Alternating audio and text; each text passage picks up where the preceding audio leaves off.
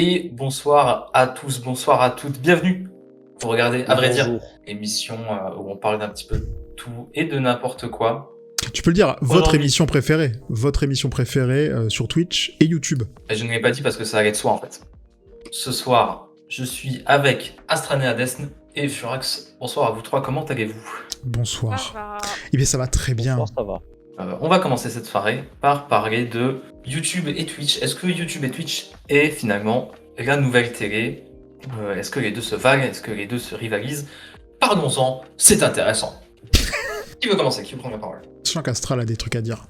Ça se voit, elle a envie de... Mais de toute façon, c'est toujours celle qui commence, et donc c'est toujours celle qu'on insulte dans les commentaires. Bien sûr, bien C'est sûr. ça. Ah bah Voilà, oui. là, donc, je peux pas faire un sujet sur un sujet pareil. Ah, Là, oula, faut oula, vraiment- attention. Là, faut vraiment chercher la merde. Rappelle-toi que tu es une femme, hein. Attention. Merde. Ah, merde. Déjà, tu pars avec un handicap sur Internet, hein. Attention quand C'est même. vrai. Hein. Donc, je pense que ça, bon, déjà, ça dépend forcément des gens de manière générale. À titre personnel, je dirais que oui. Puisque je ne regarde plus la télé depuis très longtemps. Vraiment, je pense que ça peut se compter en années. Et que la seule chose que je vais regarder à la télé, ça va être, clairement, c'est koh qu'on se le dise. Et en fait, j'ai déménagé l'année dernière et j'ai demandé à mon opérateur de ne pas me mettre les chaînes télé. Par contre, sur ma télé, je regarde YouTube, je regarde des streams, je regarde tout ça. Je regarde Netflix, etc. Mais pour revenir à YouTube et Twitch principalement, je pense que ça remplace aujourd'hui la télé, surtout pour une catégorie de la population qui va être surtout les plus jeunes. Je pense que des personnes de l'âge de nos parents, ça les touche peut-être un peu moins, ils sont encore plus toujours devant la télé. Si je regarde mon père, il regarde pas des vidéos sur YouTube ou très peu, il regarde pas Twitch. Alors ça, c'est sûr et certain. Moi, je sais que, en fait, ce que je préfère dans YouTube et Twitch, c'est déjà le choix, puisqu'il y a un choix illimité et au niveau des horaires, un peu à n'importe quelle heure. J'ai pas forcément besoin d'attendre qu'il soit 20h30 pour regarder tel truc sur YouTube. Après Twitch, c'est différent puisque maintenant la plupart des personnes qui proposent du contenu sur Twitch donnent des horaires. Donc ça va être par exemple le mercredi on joue à tel jeu, le jeudi on joue à tel jeu. Donc ça permet d'avoir aussi un choix. Mais il y a tellement de streamers que le choix il est illimité quasiment en fait. Tu peux pas... c'est quasiment impossible d'aller sur Twitch et de dire il y a aucun streamer qui m'intéresse. Alors que je trouve que quand on a la télé, c'est beaucoup plus compliqué parce que déjà on a tous nos horaires de boulot et ce qui passe à la télé déjà n'est pas forcément toujours adapté aux horaires de travail, je trouve. Oui. Par exemple, je reprends l'exemple de koh ça commence quand même à 21h15, qui est quand même assez tard en vrai, je trouve. Quand on compte toutes les pubs, parce que ça, les pubs à la télé, il y a aussi ce problème-là. En fait, je me rendais pas forcément compte du temps que ça prenait les pubs sur un programme comme ça, par exemple. Et je me rendais pas compte, j'allais me coucher vers minuit. Et la dernière fois, j'ai regardé koh en replay. Et j'ai fait putain, c'est Il déjà y a fini. plus de pubs que de Koh Lanta. Hein. C'est ça. Je fais Ouais. attends, pourtant je l'ai lancé pareil vers 21h15 et tout. Je fais mais attends, je vais déjà me coucher là, qu'est-ce qui se passe? Et je pense que c'est ça qui fait que beaucoup de personnes se tournent aussi vers Twitch et YouTube parce qu'il y a pas de pub. YouTube, il y a des pubs un peu, Twitch aussi au début de stream quand t'arrives, et pas chez tout le monde. Donc il y a aussi ça qui fait que je pense qu'on en a marre de regarder des trucs et d'avoir des pubs plus longues que le programme qu'on veut regarder. Je dirais pas que ça a remplacé la télé, mais je dirais que YouTube et Twitch, c'est devenu une autre télé pour un autre public. Parce qu'aujourd'hui, on est quand même sur des productions YouTubesques et Twitchesques qui ressemblent quand même fort à ce que peut proposer la télé. Je fais référence par exemple à la dernière vidéo de Squeezie avec le cache-cache géant là, qui est très cool à regarder. Pensez à la regarder. On est quand même sur une grosse production. Bah, sur c'est une Interville, grosse boîte de quoi. prod, C'est... Ouais, oui, le truc de McFly et Carlito, comment ça s'appelle, le YouTube Warrior, c'est Intervive en fait. Je pense que chaque émission YouTube a son équivalent télévisuel. Aujourd'hui, voilà, ça ressemble quand même fort à de la télé parce qu'il y a des grosses boîtes de prod, il y a Webedia, Talent Web, etc., qui fait que c'est quand même que c'est devenu très hiérarchisé et c'est ça qui a changé beaucoup depuis des années où c'était très homemade dans sa chambre, où on fait des trucs. Là, on est sur des gros concepts avec beaucoup de moyens et voilà, ça ressemble fort à ce que peut proposer la télé et je sais de quoi je parle vu qu'au final moi ce que je fais comme émission c'est de la télé. Je reprends le Géopardy, je reprends le Maillon faible. Ouais. On est sur des trucs qui marchent, qui connectent avec les gens parce que mine de rien, nous quatre, je pense, on est peut-être inconsciemment des enfants de la télé. On a grandi avec la télé. Ah bah complètement, et puis je pense Oui, que plus on est vieux, plus effectivement c'est le cas. Pour le coup, alors je suis entièrement d'accord avec ce qu'a dit Astranea, je suis dans le même cas de figure, j'ai demandé pareil à mon opérateur pour gagner 5 balles de me virer C8, M6 et compagnie, parce qu'il y avait absolument rien qui m'intéressait, et le peu de trucs qui m'intéressaient, effectivement on pouvait le regarder en VOD. La différence, par contre, là où moi je suis... Le truc, c'est que je suis pas certain pour le coup que la question, la télé, enfin YouTube et Twitch soit la nouvelle télé. Par contre, et ça je pense depuis très longtemps, je pense qu'il y a deux strates sur les deux plateformes. Il y a les gros et les petits. Quand t'es gros, par exemple sur YouTube, je pense aux gros, à Cyprien, machin, tout ça, pour eux, ça a été un tremplin. On a vu Cyprien qui avait bossé chez Énergie 12. On a vu Norman qui avait fait des cours chez TF1, des séries télé chez TF1. On a vu un tel finir chroniqueur chez un tel, sur telle émission. En vrai, le Internet reste encore très très très opposé à la télé par les mecs de la télé. Les mecs de la télé, il y a qu'à voir dès qu'ils reçoivent un mec qui vient d'internet, on a qu'à voir le mépris de classe affiché, que ce soit Ardisson, que ce soit le Ruquier, que ce soit n'importe quoi. Tu viens d'internet, t'es un rigolo. Par contre, faut pas non plus se mentir. Je pense que pour beaucoup, et je pense notamment à YouTube de la première vague, les Norman, les Squeezie, les machins, même si Squeezie a l'air de passer un peu à travers ça, mais le step, c'était de faire autre chose après. Faire des vidéos sur les profs dans ta chambre, c'était rigolo au début. Je pense que le step après, dès qu'il y a eu proposition, on a vu qu'ils se sont tout de suite engouffrés dedans. Cyprien pour le zapping, machin, tout ça. Et autant YouTube, je pense, peut servir de tremplin pour des gens qui ont d'autres ambitions, parce que les budgets sont pas les mêmes, parce que les équipes sont pas les mêmes, parce que la diffusion est pas la même, même si tu fais une vidéo de 5-6 millions, t'es refait sur YouTube. On regarde les parts de marché de Louis la Brocante, c'est 14 fois ce que fait une vidéo d'1 million. Enfin, je veux dire, il y a des millions et des millions de personnes qui regardent la télé, quoi qu'on en dise. Nos grands-parents, nos parents, machin, c'est pas un truc qui est évident. YouTube, c'est pas aussi évident que la télé, même pour des gens qui sont plus jeunes ou des gens qui sont plus vieux, surtout pour les gens qui sont plus vieux. Là où par contre Twitch, on a vu qu'effectivement Twitch c'était beaucoup plus la télé qui venait s'infiltrer dedans avec l'ouverture des chaînes BFM, l'ouverture des chaînes il y avait eu BFM, il y avait eu Le Figaro, il y a tous les politiques qui s'y sont mis aussi, il y a beaucoup plus une espèce d'ouverture de la télé sur Twitch que l'inverse. On a vu très peu de mecs de Twitch aller à la télé, par exemple. Là où on voit plus un Norman, un Cyprien, un machin, ces mecs-là, un Mr V, aller faire de la télé. J'ai jamais vu Zerator être approché pour aller faire un truc chez Canal. J'ai jamais vu MV être approché pour faire un truc sur Arte. J'ai jamais vu... Enfin, le passage a l'air moins évident. Par contre, j'ai remarqué que les gros... Et alors pour le coup, les OG de Twitch, les Domingo, les machins et tout, de base ont déjà été très tôt dans des structures qui en auraient pu, parce que c'était des web télé, on a toujours appelé ça des web télé, des web TV, c'était pas anodin non plus, avec une grille de programme, telle heure, telle personne, tel truc, telle date, tel jour.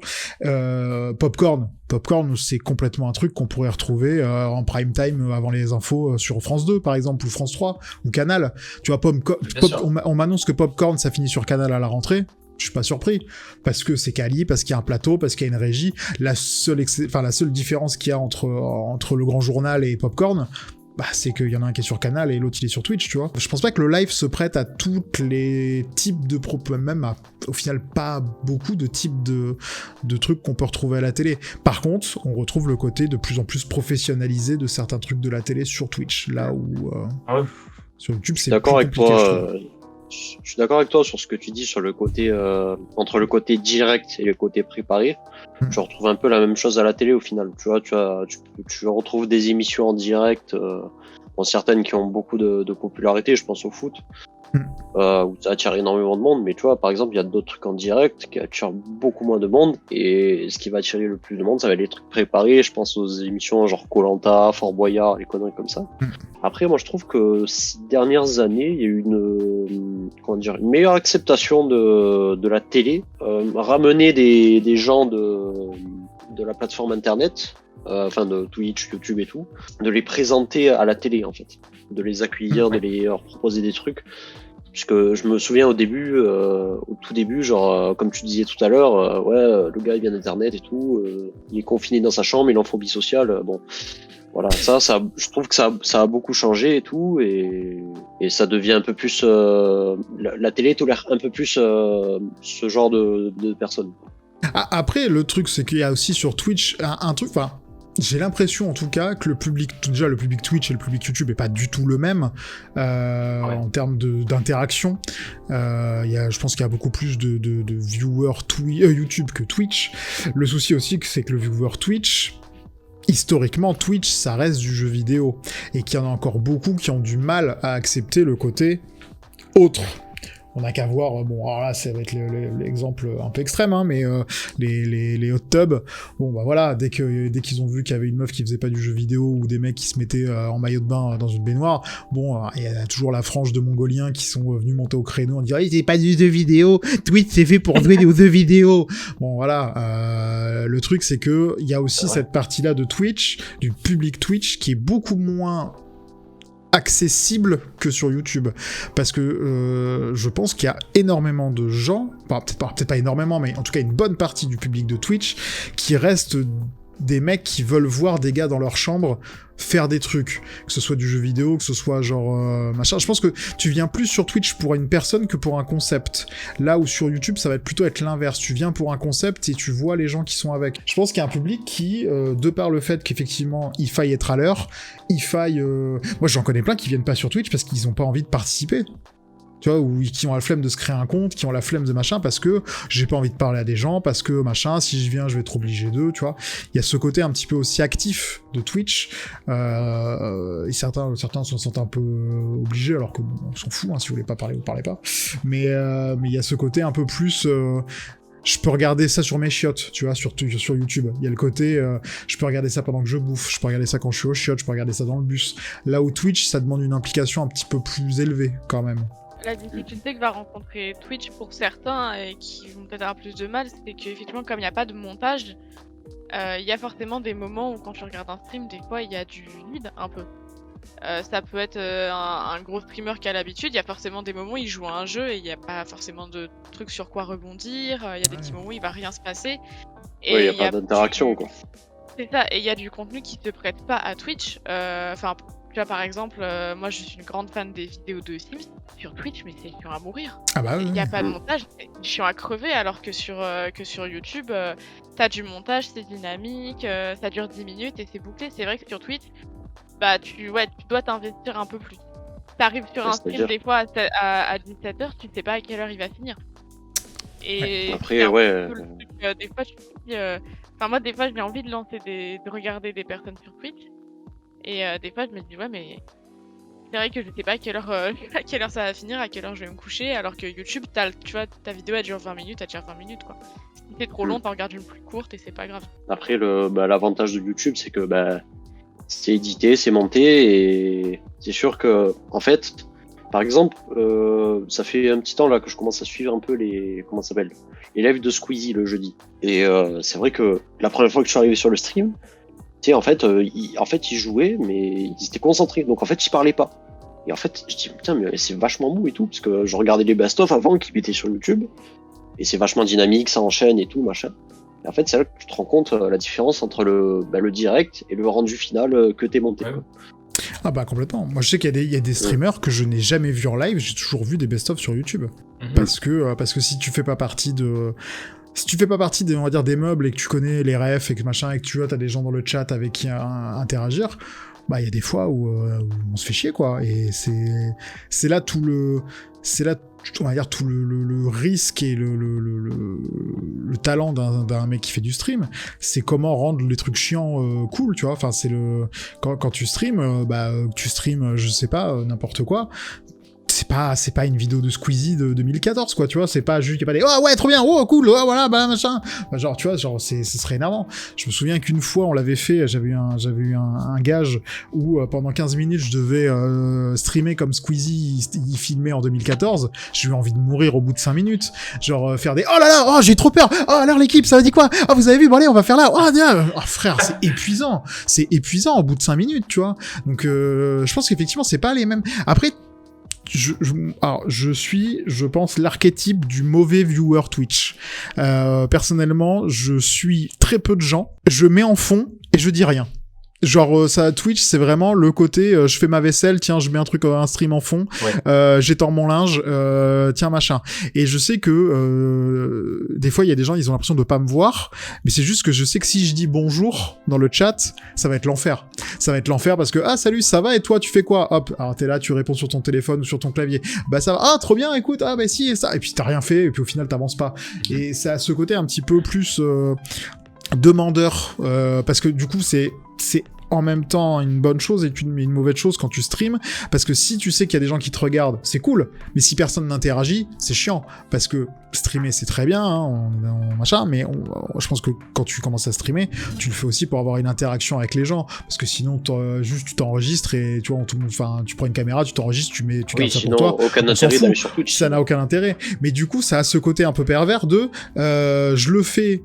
Il y a peut-être des gens qui me regardent, mais s'ils interagissent pas, bah je me fais chier. Et du coup, peut-être que si jamais je me fais chier, ça va se voir et que du coup les gens vont moins venir. Et tu vois, enfin, il y a ce côté serpent qui se mord la queue. Donc c'est pour ça que c'est, à mon avis, je pense, plus intéressant en termes de visionnage une vidéo YouTube. Par contre, si tu cherches à te créer une communauté, enfin même en tant que viewer, hein, si tu cherches à créer, je pense, des liens partagés avec des mecs ou des gens en général qui partagent une passion pour un jeu, une passion pour un truc, je pense que c'est plus intéressant Twitch, et c'est ce truc que n'aura jamais la télé. La télé, à part faire des vieux hashtags là comme ils faisaient à l'époque pour voir des gens donner leur avis sur Twitter, il y a aucune interaction, ça existe plus. Les trucs où on fait venir des gens en direct, où on appelle, enfin tu sais, il y a un standard, machin. Ça, c'est des trucs qu'on va plus retrouver à la limite à la radio, sur des radios libres et compagnie. Mais la télé, ça a toujours été un truc externe. C'est un truc que tu regardes comme tu regardes Twitch. Donc, Twitch, pour le coup, est une nouvelle télé si tu la consommes de la manière dont tu consommes la télé. Parce que, comme disait Popcorn, tu peux faire ça pendant que tu fais à bouffer. Tu te doutes bien que Domingo, il va pas lire ton message en mode « Ah, trop drôle, Corentin Sasuke du 33, ce que t'as dit sur Big Flo et Oli. » Tu vois, enfin, genre, ça n'arrive pas. Ils ont des invités, ils se concentrent sur l'invité, il y a le déroulé, ils ont leur truc et compagnie. Donc oui, tu consommes ça comme de la télé. Là où YouTube, par exemple, tu vois, YouTube, l'espace commentaire, les 3/4 du temps, c'est le néant en termes de... Alors déjà, c'est le néant en termes de profondeur intellectuelle en général. On a vu sur la vidéo de Benjamin Ledig, hein, en général, bon, ceux qui écrivent des commentaires, c'est ceux qui ont trop de temps libre. Mais voilà, ça reste au niveau zéro aussi de l'interactivité. Mais c'est moins demandeur. Du coup, je pense que c'est pour ça que Twitch aura toujours, YouTube aura toujours une longueur d'avance là-dessus. C'est que, je pense on sous-estime le nombre de gens qui ont pas envie d'interagir. Mais tu vois, moi je note que la vraie différence entre YouTube et la télé, c'est que YouTube c'est principalement du consommable. Il faut que ça aille vite et il faut bouffer tout le temps et il faut pas que ça s'arrête. Mais tu vois, je note aussi que sur YouTube, ce qui marche beaucoup, c'est les best-of télé, tu vois. C'est les best-of clash politique à la télé, c'est les best-of des meilleures vannes de Baffy chez Ardisson. Donc comme quoi, ça marche beaucoup, sauf que à la télé, ce qui se fait beaucoup plus, c'est de l'information. C'est, voilà, je cherche une information, on te la donne, voilà. Il n'y a aucun relationnel, zéro, quoi. Si ce n'est, comme tu disais, les hashtags sur Twitter, machin. Mais je reste à dire que tout a son équivalent sur YouTube. C'est pas cruauté de dire ça, vu que ce qu'on fait actuellement, c'est du TPMP en fait. Hein. Mais voilà. Clairement... Mais tu vois, TPMP, ils arrivent quand même, malgré le fait que ce soit de la télé, ça c'est le truc sur lequel je trouve ils sont très forts, c'est de cette espèce de sensation de faire partie d'un truc. Quand tu regardes TPMP, tu vois, genre tu retrouves pour TPMP les mêmes Mongols qui mettent account fan de Baba 33, tu vois, c'est les mêmes connards qui sont fans de Zerator, c'est les mêmes mecs, tu vois, qui sont, il y a une espèce de d'idolâtrie sur TPMP, sur l'équipe et compagnie, tu le vois en général quand tu tapes TPMP sur Twitter, c'est le vivier à mongolien, c'est le vivier c'est tragique, hein. Franchement, ça me met des angoisses quand je vois Christiane, 45 ans, qui est en photo de profil avec Vincent, truc de Lormeau là, ça me fout une angoisse terrible, mais c'est la même chose que des mecs qui vont en convention pour faire des photos avec le joueur du grenier, tu vois. On est à c'est ce niveau d'idolâtrie, alors que c'est personne. Enfin, tu vois, genre, ils ont aucun... Baba, Baba, il a le nez dans la poudre en loge juste avant, il se remet le nez dans la poudre après, à l'entracte, à la pub, mais c'est cette fausse complicité qui fait que ça marche autant. Et ça, tu l'as sur aucune autre émission de télé. Et ça, là-dessus, pour le coup, Baba, pour moi, c'est ce qui se rapproche le plus de Twitch à la télé. En fait, moi, je trouve que entre Twitch et la télé, en fait, la télé va te proposer, si tu préfères, des programmes plus généralisés, si tu préfères, sur des thèmes, donc l'information, la nature, la musique, les reportages et compagnie.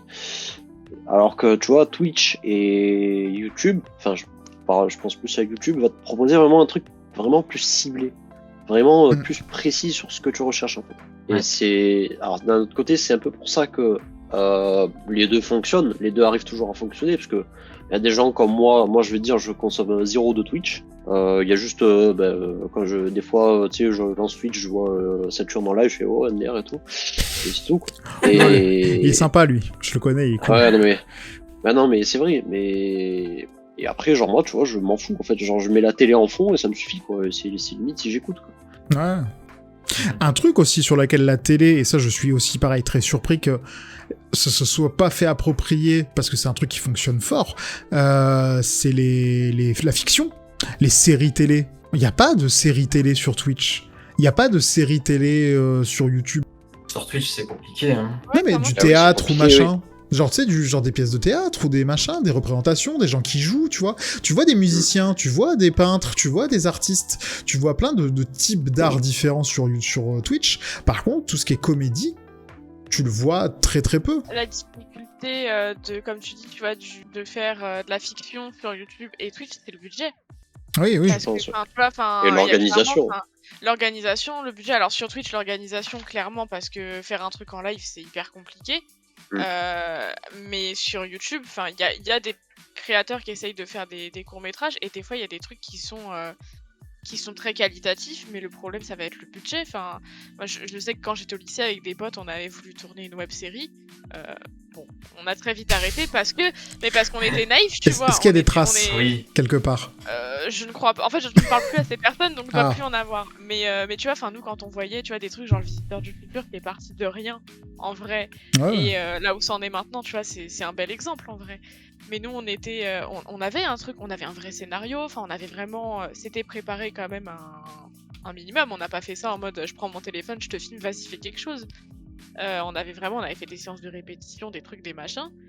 Mais en fait, on s'est très vite rendu compte que on n'avait pas le budget ni les moyens pour faire quelque chose, quoi. Et maintenant, la difficulté de YouTube, c'est que c'est quand même très pro. C'est des, tu vois, et Twitch aussi, même des personnes qui commencent, ils ont déjà les codes. Et c'est déjà des personnes qui ont des belles caméras, qui ont des beaux micros, qui ont des beaux setups. Et c'est ça aussi qui est compliqué, je trouve, c'est que y a cette différence de budget qui à la télé va être, t'as des émissions, ils peuvent faire des trucs de fou. Et toi, dans ta chambre, qui dois faire avec tes propres moyens, quoi. Et je pense que la vraie raison pour laquelle la fiction, ça ne marche pas ça ne marche pas. Ça n'a pas... Ça marche pas autant que ça devrait. Ça marche pas autant que ça devrait sur YouTube et Twitch, c'est parce qu'on n'est pas trop en recherche de ça sur YouTube et Twitch. Oui, c'est ça. Je pense au court-métrage de Cyprien, qui sont très bons, hein, qui sont très très bons, mais je pense aux séries audio d'Antoine Daniel, Calvania, ou encore de Cyprien, l'épopée temporelle. Ça a fait beaucoup de vues parce que c'est Cyprien et Antoine Daniel, mais tu vois, c'est typiquement YouTube, c'est pour se vider la tête, tu vois. Voir Michou et Inoxtag faire un parcours d'obstacles, ça fera toujours 5 fois plus de vues que le très bon court-métrage de Cyprien, tu vois. Donc je pense que sur YouTube, on est un peu en recherche d'autre chose, tu vois.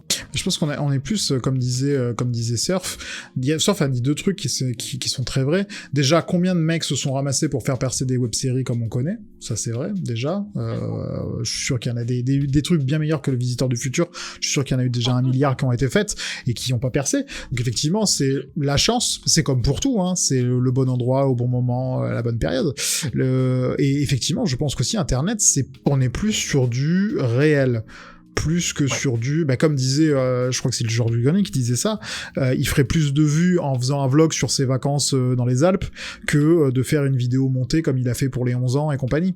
Parce que les gens, tu regardes les tendances, c'est je mange bleu pendant 24 heures, je suis attaché avec mon chien pendant 3 jours, je mange comme ce que vous m'avez dit de manger, je m'habille comme, tu vois, ce côté un petit peu presque voyeuriste, et de toute façon on le voit aussi c'est malheureusement le cas sur Twitch, le phénomène aussi des simps, tu vois, genre pour le coup, alors on est sur une autre type d'idolâtrie qu'on aurait eu à la télé à une certaine époque. Je pense que tu as des gens, par exemple dans les années 90, qui vouaient un culte à Drucker, à Philippe Risoli et compagnie comme étant comme un peu baba aujourd'hui, tu vois.